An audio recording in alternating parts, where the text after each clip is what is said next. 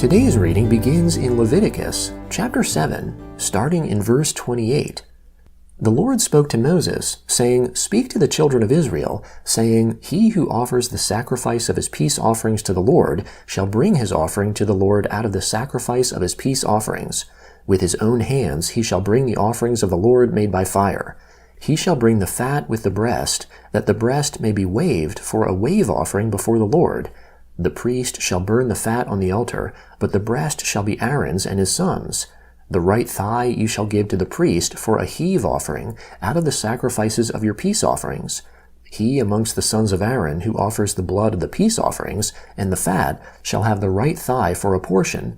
For the waved breast and the heaved thigh I have taken from the children of Israel out of the sacrifices of their peace offerings, and have given them to Aaron the priest and to his sons as their portion forever from the children of Israel.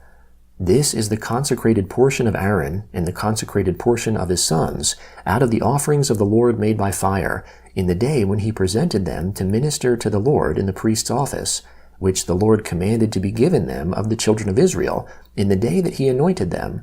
It is their portion forever throughout their generations. This is the law of the burnt offering, the meal offering, the sin offering, the trespass offering, the consecration, and the sacrifice of peace offerings which the Lord commanded Moses in Mount Sinai in the day that he commanded the children of Israel to offer their offerings to the Lord in the wilderness of Sinai. The Lord spoke to Moses, saying, Take Aaron and his sons with him, and the garments, and the anointing oil, and the bull of the sin offering, and the 2 rams, and the basket of unleavened bread, and assemble all the congregation at the door of the tent of meeting. Moses did as the Lord commanded him, and the congregation was assembled at the door of the tent of meeting. Moses said to the congregation, This is the thing which the Lord has commanded to be done. Moses brought Aaron and his sons, and washed them with water. He put the tunic on him, tied the sash on him, clothed him with the robe, put the ephod on him, and he tied the skillfully woven band of the ephod on him, and fastened it to him with it. He placed the breastplate on him. He put the Urim and Thummim in the breastplate. He set the turban on his head. He set the golden plate, the holy crown, on the front of the turban, as the Lord commanded Moses. Moses took the anointing oil, and anointed the tabernacle and all that was in it, and sanctified them.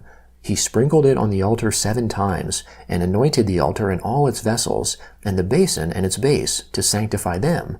He poured some of the anointing oil on Aaron's head, and anointed him, to sanctify him. Moses brought Aaron's sons, and clothed them with tunics, and tied sashes on them, and put headbands on them, as the Lord commanded Moses. He brought the bull of the sin offering, and Aaron and his sons laid their hands on the head of the bull of the sin offering. He killed it, and Moses took the blood, and put it around on the horns of the altar with his finger, and purified the altar, and poured out the blood at the base of the altar, and sanctified it, to make atonement for it. He took all the fat that was on the innards, and the cover of the liver, and the 2 kidneys, and their fat, and Moses burned it on the altar. But the bull, and its skin, and its meat, and its dung, he burned with fire outside the camp, as the Lord commanded Moses. He presented the ram of the burnt offering. Aaron and his sons laid their hands on the head of the ram. He killed it, and Moses sprinkled the blood around on the altar. He cut the ram into its pieces, and Moses burned the head, and the pieces, and the fat. He washed the innards and the legs with water, and Moses burned the whole ram on the altar. It was a burnt offering for a pleasant aroma. It was an offering made by fire to the Lord, as the Lord commanded Moses. He presented the other ram, the ram of consecration. Aaron and his sons laid their hands on the head of the ram. He killed it, and Moses took some of its blood, and put it on the tip of Aaron's right ear, and on the thumb of his right hand, and on the great toe of his right foot. He brought Aaron's sons, and Moses put some of the blood on the tip of their right ear, and on the thumb of their right hand, and on the great toe of their right foot. And Moses sprinkled the blood around on the altar. He took the fat tail, all the fat that was on the innards, the cover of the liver, the 2 kidneys and their fat, and the right thigh, and out of the basket of unleavened bread that was before the Lord, he took 1 unleavened cake, 1 cake of oiled bread, and 1 wafer, and placed them on the fat and on the right thigh. He put all these in Aaron's hands and in his sons' hands, and waved them for a wave offering before the Lord. Moses took them from their hands, and burned them on the altar on the burnt offering. They were a consecration offering for a pleasant aroma. It was an offering made by fire to the Lord. Moses took the breast and waved it for a wave offering before the Lord. It was Moses' portion of the ram of consecration, as the Lord commanded Moses. Moses took some of the anointing oil and some of the blood which was on the altar, and sprinkled it on Aaron, on his garments, and on his sons garments with him, and sanctified Aaron, his garments, and his sons' garments with him. Moses said to Aaron and to his sons, "Boil the meat at the door of the tent of meeting, and there eat it, and the bread that is in the basket of consecration, as I commanded, saying, Aaron and his sons shall eat it. What remains of the meat and of the bread you shall burn with fire. You shall not go out of the door of the tent of meeting for 7 days, until the days of your consecration are fulfilled, for he shall consecrate you 7 days. What has been done today, so the Lord has commanded to do, to make atonement for you. You shall stay at the door of the tent of meeting day and night 7 days, and keep the Lord's command, that you don't die, for so I am commanded." Aaron and his sons did all the things which the Lord commanded by Moses. On the 8th day, Moses called Aaron and his sons and the elders of Israel, and he said to Aaron, "Take a calf from the herd for a sin offering, and a ram for a burnt offering, without defect, and offer them before the Lord. You shall speak to the children of Israel, saying, Take a male goat for a sin offering, and a calf and a lamb, both a year old, without defect, for a burnt offering, and a bull and a ram for peace offerings, to sacrifice before the Lord, and a meal offering mixed with oil, for today the Lord appears to you." They brought what Moses commanded before the tent of meeting.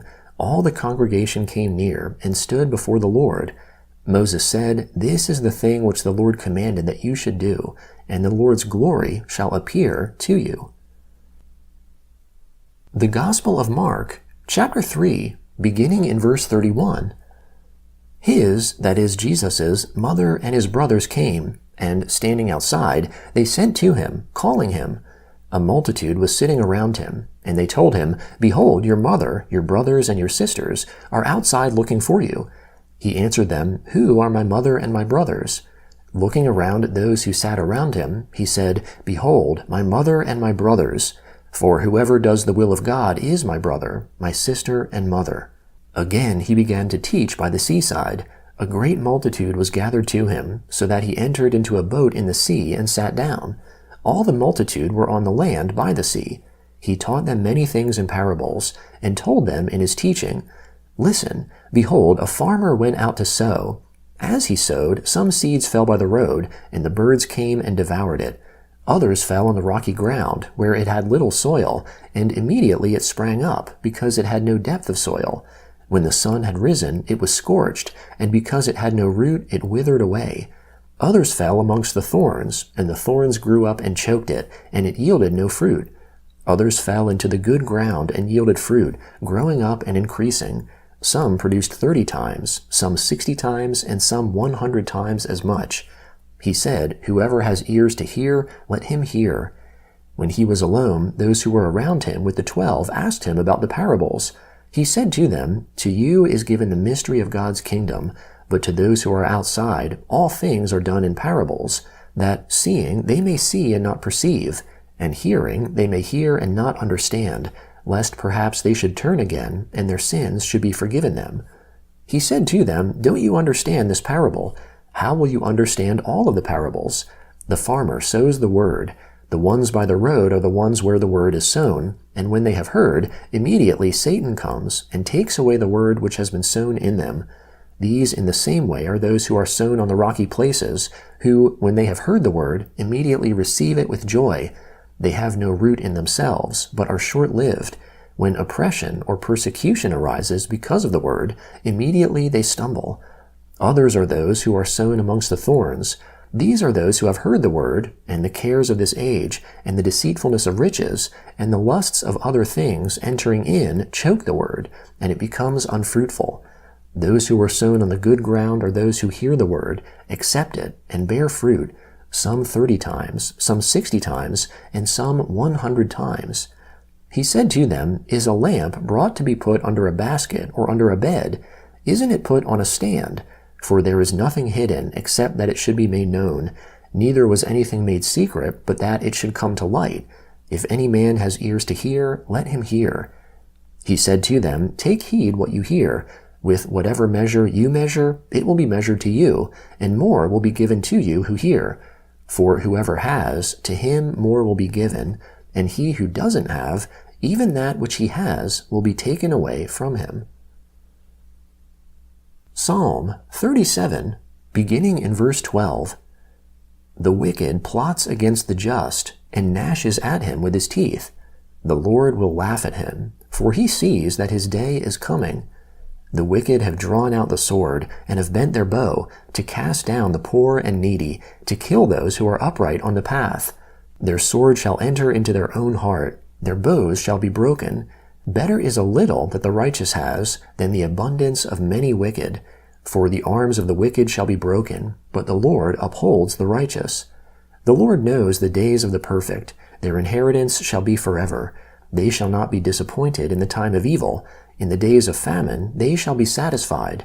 But the wicked shall perish. The enemies of the Lord shall be like the beauty of the fields. They will vanish like smoke. The wicked borrow and don't pay back, but the righteous give generously. For such as are blessed by him shall inherit the land. Those who are cursed by him shall be cut off. A man's steps are established by the Lord. He delights in his way. Though he stumble, he shall not fall, for the Lord holds him up with his hand. I have been young, and now am old, yet I have not seen the righteous forsaken, nor his children begging for bread. All day long he deals graciously and lends. His offspring is blessed. Depart from evil, and do good. Live securely forever. For the Lord loves justice, and doesn't forsake his saints. They are preserved forever, but the children of the wicked shall be cut off. The righteous shall inherit the land, and live in it forever. Proverbs chapter 10, verse 5. He who gathers in summer is a wise son, but he who sleeps during the harvest is a son who causes shame.